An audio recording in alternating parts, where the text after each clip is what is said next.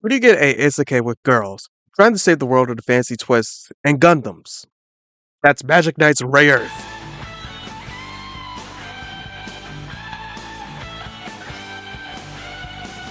There's something about the magical girl genre that makes people appreciate this just like its brothers shown in animes. Without getting into the deeper things besides the structure of differences, with similar arcs and growing into adulthood. There's prime examples all across of media, from Sailor Moon, Cardcaptor Sakura, Tokyo Mew Mew, to even deconstructions like Madoka Mágica and Revolutionary Girl Gitana. To say the genre has some wings, it has a long way to even say overseas to giving inspirations to us Americans like pop-up girls, taking the concept of the magical girl genre and shaping it up around it to be its own thing, incorporating superhero elements with it. Hell, it even had its own anime. And hell, even disagreeing with that, you have to at least know that this is one of the most popular cliches in modern day culture to say that this is an anime reference. Magic Knight's Rayearth, a manga that circulated from November 1993 to April 1995, with getting an anime television series in October 1994 to November 1995, and getting 3 OVAs in 1997. If you want to watch those OVAs, I've gotten those videos down.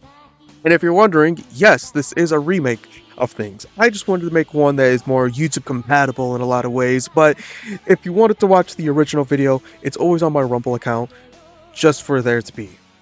The series takes place in the 1990s Tokyo, with 3 8th graders from different schools taking a trip to Tokyo Tower, in which they'd be transported into a different world by this small person named Clef.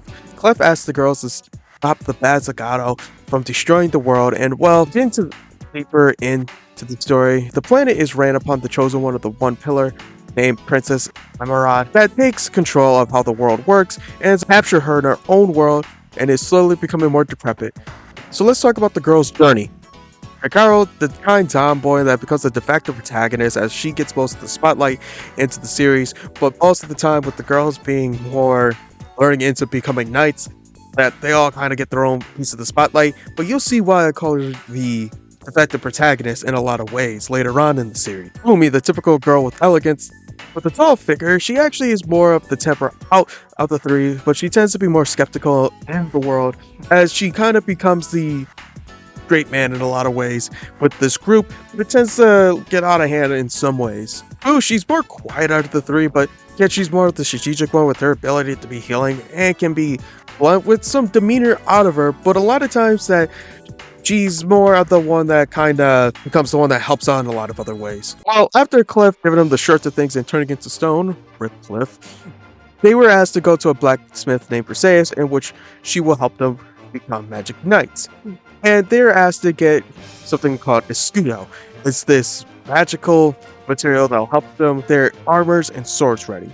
As they fight a mud monster, they use basic weapons, and we kind of get a skill set in the things to understand with the character. And I hope that you took what I just said about their characteristics, because yeah, this is what we see with Hikaru getting the traditional sword for being all around, Umi getting the pierre for the magic figure and precision, and Fu getting the bow because of being the more timid out of the 2, and being more of a great supporting cast, and getting a Scudo to be created with the weapons, the blacksmith Perseus, eyes. Boy, that escalated quickly. It's getting real now. With meeting Cephiro, he comes around with their journey, even having the love interest with Fu. The adventure is persistent on the way of their way to get the Rune Gods. And if you don't know what they mean by the Rune Gods are these godlike mecha the protagonist and the antagonist use to be fighting with.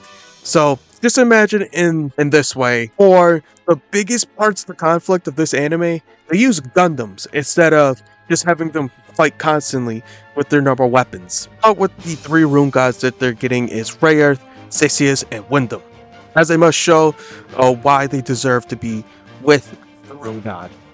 And a lot of times this is shown by how much they care about each other with the events that are happening, and with events that are happening into crisis, it's usually used as a tool to show personal growth in a lot of ways.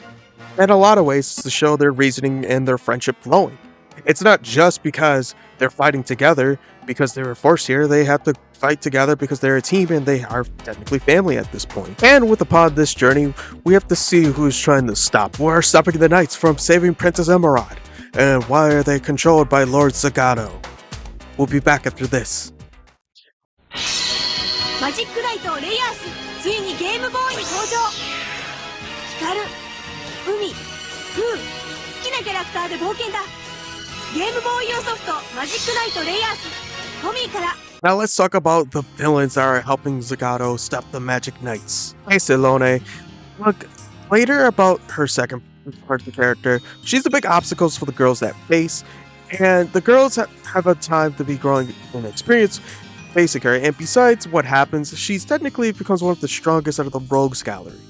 Ascot, the youngest out of the group, is a Beastmaster, and if you don't know what a Beastmaster is, they're pretty much the characters that usually tame animals and whatnot in RPGs. If you're wondering, yes, this is the person that destroyed Perseus. As he gets more of a character development, as he's the one that kind of gets onto befriending the girls in a lot of ways and becoming more protective over time because of what happens, and plus the person that kind of takes care of him doesn't understand for a quick second. Caldina, well, that's the person that treats Asuka as a little brother in the relationship. As more and more you see with Caldina that Caldina isn't from here, and we'll get to that when we get to that, but say it in this way, that besides gold, she's only here to just do the job. She's a hired gun in some ways, and the highest bidder gets her service.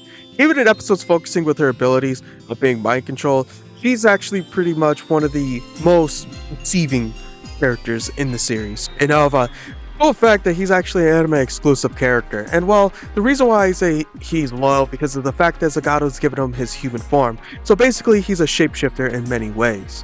Lafarga, a former bodyguard and brainwash, he was the right-hand man of the kingdom with someone else we'll talk about later, but the girls will have to face him off as he's one of the more stronger obstacles in this adventure. So you can see in their journey is about changing people's hearts and people that both sides in the kingdom.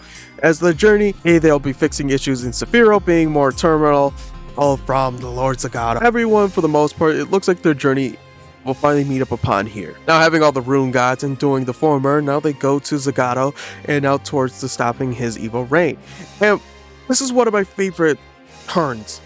See, what happens in the series is that we get this one-sided story of the pillar system, as it states that only the person that is the pillar system has to love Cephiro. And Princess Emerald broke that.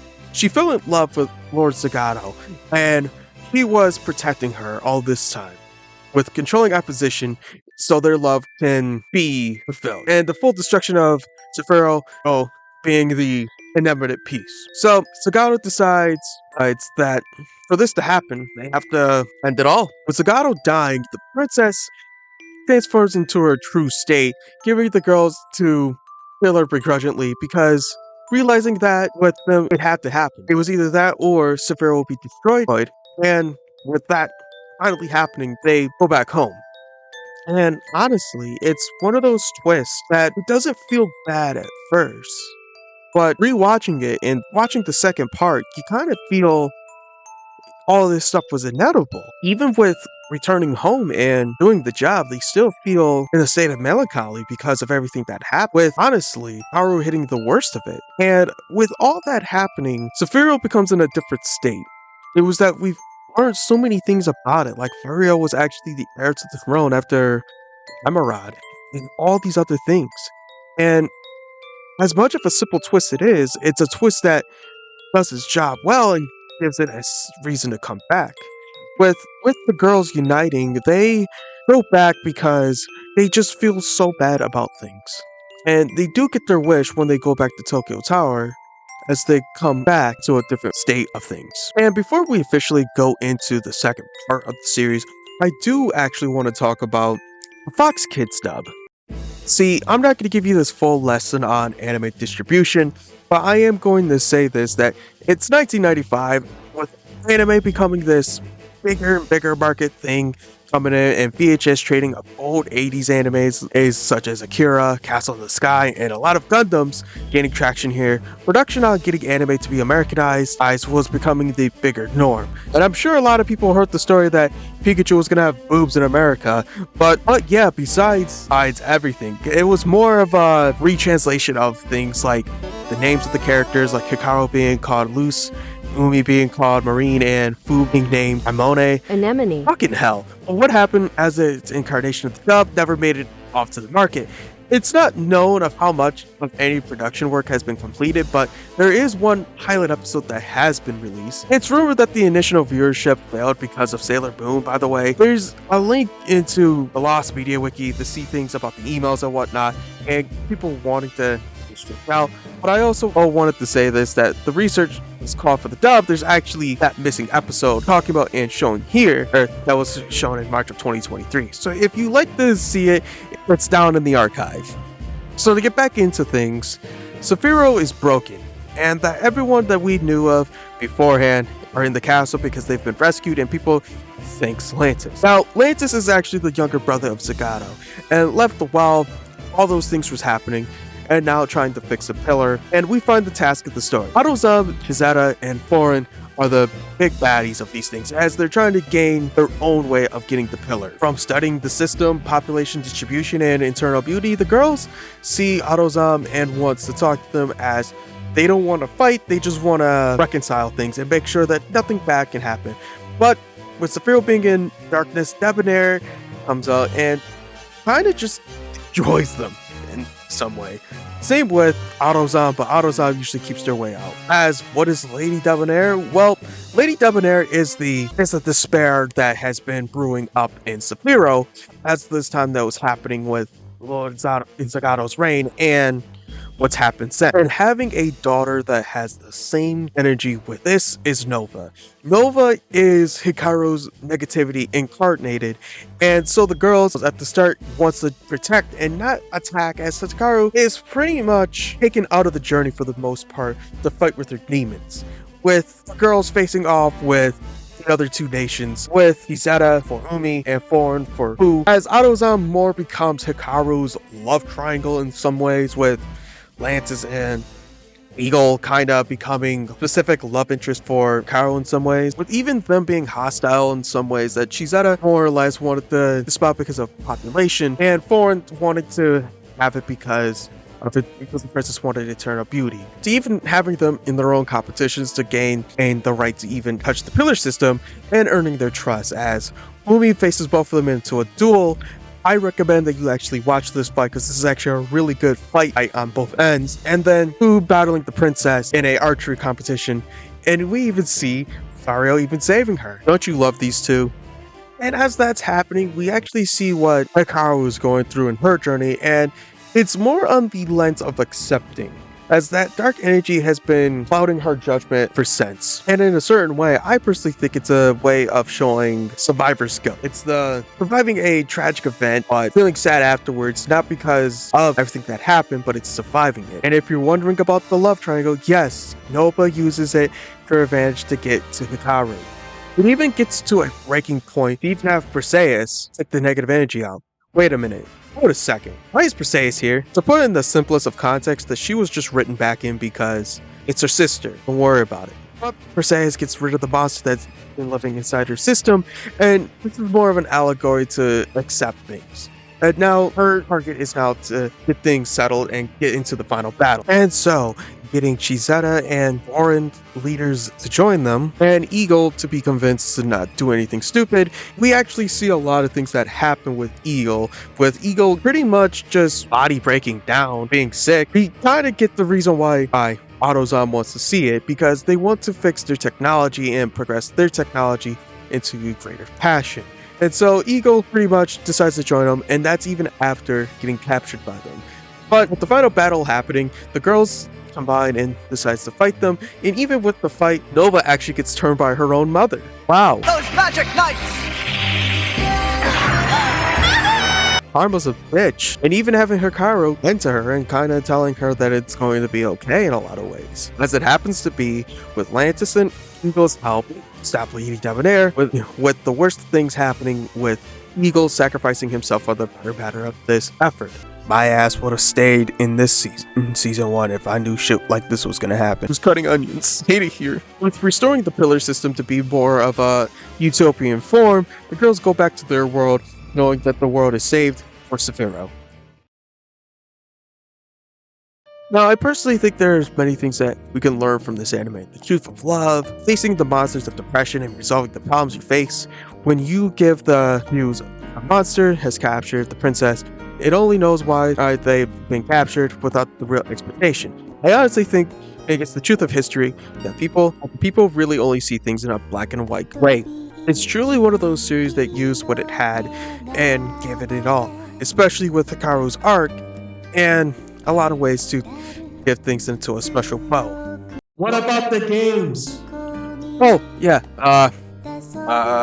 there are 3 games that came out, and that would be the Game Gear, the SNES, and the Sega Saturn. As the Game Gear game is more of a basically just to get them trained up and get ready for a fight, it definitely uses a different kind of strategy in an RPG, but it's not bad from what I tried, but I'd say you give this one a shot if you can find it. While the SNES one is more of a beginner's RPG in a lot of ways, I actually do like the sprite work that they actually did with this more than anything. Even though this one never left out of Japan, it actually had an English translation in 1999, making unofficial ways to play the game for us. As it does use tactics like in Final Fantasy where you have to charge up special attacks, but it's more or less your basic and traditional RPG game from the 1990s. And the golden goose of this trio is the Saturn game, as this one is more of an action RPG with adventure elements into it, as it goes on to tell the story of the game, but yet uses its own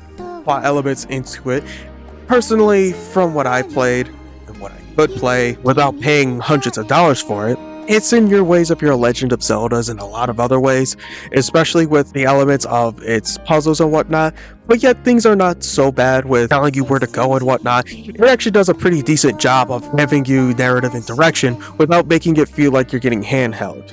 And it is one of the more tragic things when you learn about Worker's design, as pretty much after the Japanese release, they had to rebuild the code because of just general errors, and so it was one of the last games to come out to the US side with the Saturn games. And out of all this, if I had to tell you which one to play, I definitely would tell you to play the Saturn version if you can get that working anyway and anyhow. I'm not telling you have to, but I'm not telling you should to do that. It's truly surprising to me that there's one click on to Amazon Prime and just to watch it, that means so much joy out of this series.